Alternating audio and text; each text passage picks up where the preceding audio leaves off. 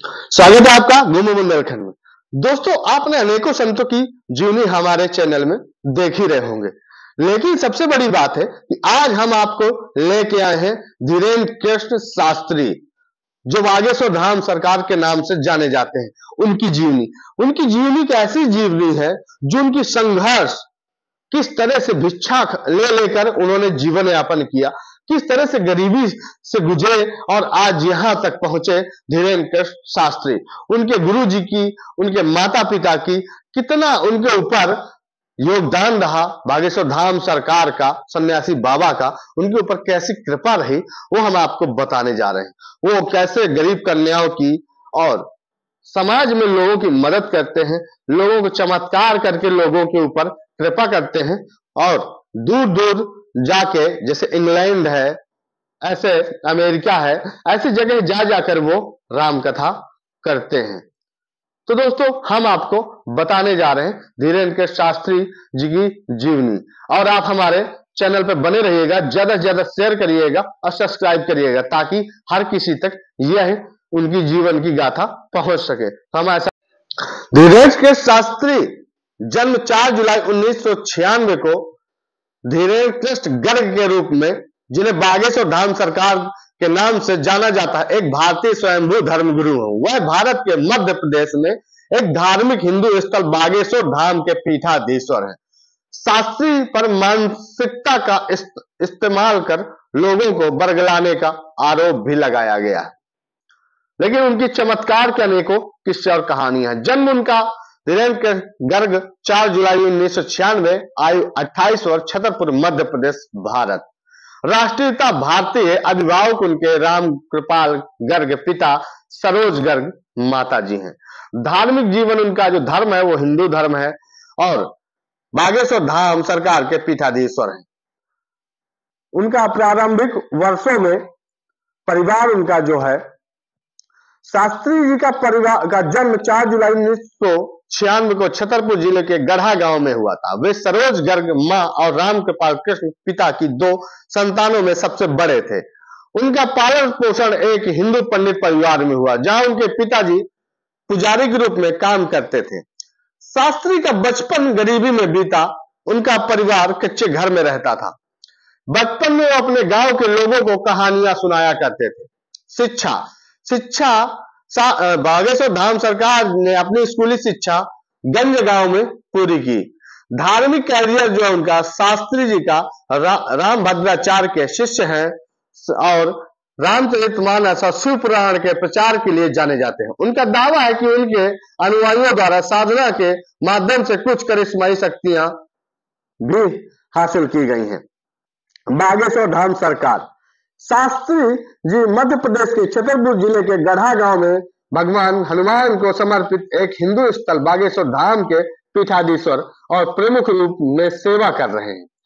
शास्त्री जी हर मंगलवार और शनिवार को इस धाम में एक दिव्य दरबार का आयोजन करते हैं। यहाँ यह माना जाता है कि वो अपनी दिव्य शक्तियों से लोगों के सभी शारीरिक, मानसिक, आर्थिक और सामाजिक कष्टों को ठीक करते हैं। उन्हें हनुमान जी से जो सिद्धियां मिली थी, वह एक साक्षात्कार में ललन टॉप के साथ शास्त्री जी ने कहा था कि वो अपने दादा और पिता के धाम के प्रमुख रूप में सेवा करने वाली तीसरी पीढ़ी है। उनकी जो सामाजिक गतिविधियां हैं, शास्त्री जी ने अपने धाम में अन्नपूर्णा रसोई की स्थापना की और उनके अनुयायियों के लिए निःशुल्क भोजन प्रसाद की व्यवस्था की जाती है। वे गरीब और बेसहारा लड़कियों की शादी के लिए एक वार्षिक समारोह भी आयोजित करते हैं, जो कि आने वाले समय में फरवरी में होने वाला है। प्राचीन वैदिक अध्ययन संस्कृत को बढ़ावा देने के लिए एक वैदिक कुलगुरु की स्थापना कर रहे हैं। कहा जाता है कि शास्त्री जी ने 2021 में घर वापसी कार्यक्रम के दौरान ईसाई धर्म में परिवर्तित हुए 300 लोगों को वापस हिंदू धर्म में लाया था। 25 जनवरी 2023 को मध्य प्रदेश सरकार ने शास्त्री जी को मिली जान से मारने की धमकियों के बाद उनकी सुरक्षा भी बढ़ा दिया था। सोशल मीडिया पे जो उपलब्धि है उनकी, शास्त्री ने अपने सोशल मीडिया की मौजूदगी में उछाल का अनुभव किया, जिसमें चलते फिरते प्लेटफॉर्म में उनके कुल 7.5 मिलियन फॉलोअर हैं, जो कि अब लगभग 10 से ज्यादा हो गए हैं। विशेष रूप से उन्होंने फेसबुक पर 4-5 मिलियन फॉलोअर और यूट्यूब पर लगभग 7-8 मिलियन फॉलोअर सब्सक्राइबर और इंस्टाग्राम में लगभग 50 लाख फॉलोअर्स और ट्विटर पर लगभग 1 लाख फॉलोअर जुटाए हैं।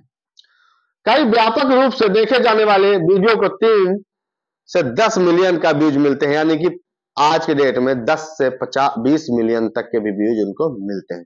उनका जो विवाद और आलोचना है, अंधविश्वास और जादू टोना के उनके ऊपर आरोप भी लगते हैं। बागेश्वर धाम सरकार तब चर्चा में आया जब भारतीय तर्कवादी श्याम मानव ने उन्हें चुनौती दी, उनकी आध्यात्मिक शक्तियों पर सवाल उठाया।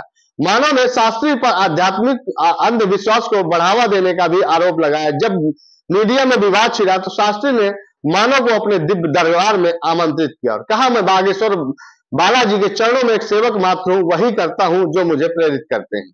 अखिल भारतीय अंधश्रद्धा निर्मूलन समिति ने नागपुर पुलिस में शास्त्री जी के खिलाफ अंधविश्वास विरोधी कानून के तहत शिकायत की।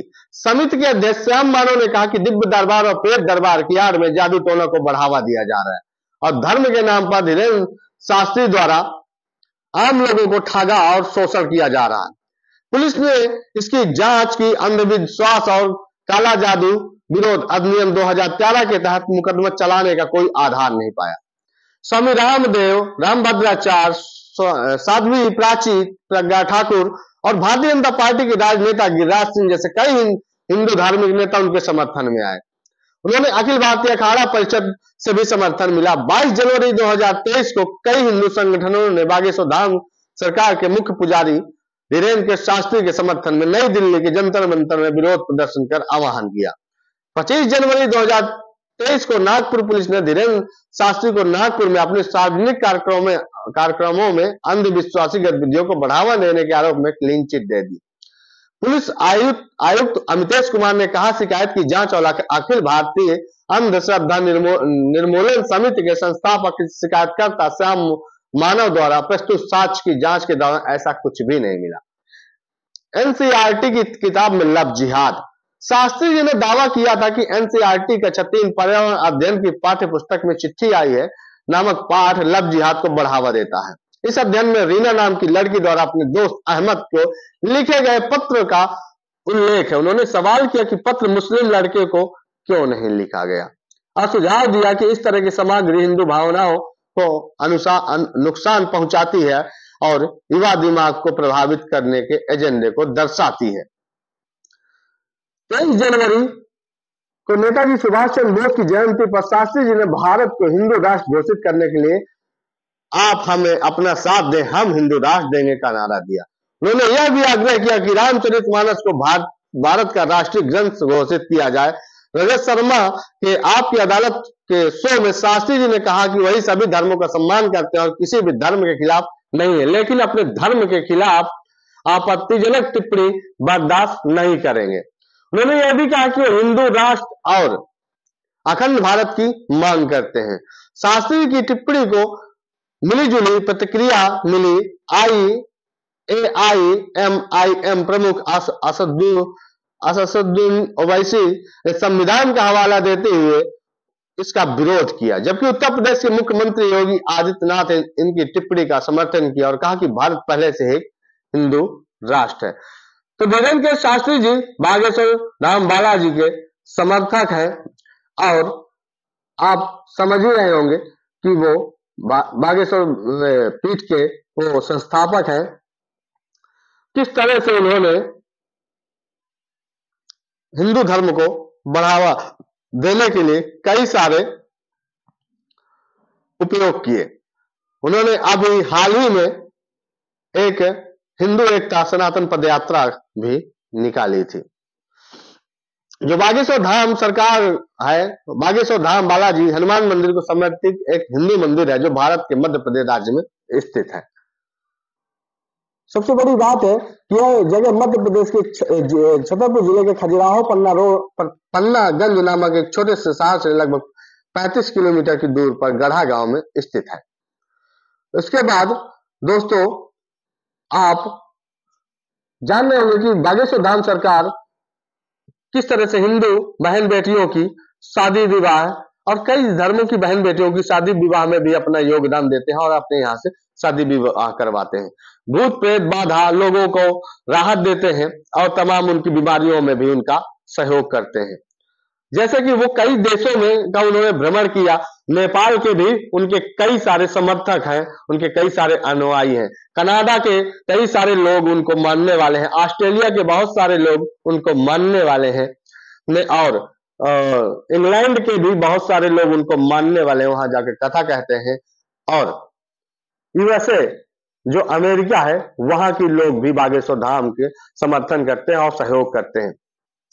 सबसे बड़ी बात है कि उन्होंने सऊदी अरब में भी जाके शेखों से उन्होंने मुलाकात की और कई चर्चा की। तो दोस्तों बने रहिएगा हमारे साथ घूमो बुंदेलखंड में, और हम ऐसे ही बागेश्वर धाम की चर्चा और परिचर्चा करेंगे और आपको फिर और कई सारे संतों की जूनी बताएंगे। हमारे साथ बने रहिएगा घूमो बुंदेलखंड में। हम आपको मिलेंगे और आपको अन्य कहानियों और चमत्कारिक साधु संतों के दर्शन करवाएंगे। जय चित्रकूट धाम, जय बुंदेलखंड।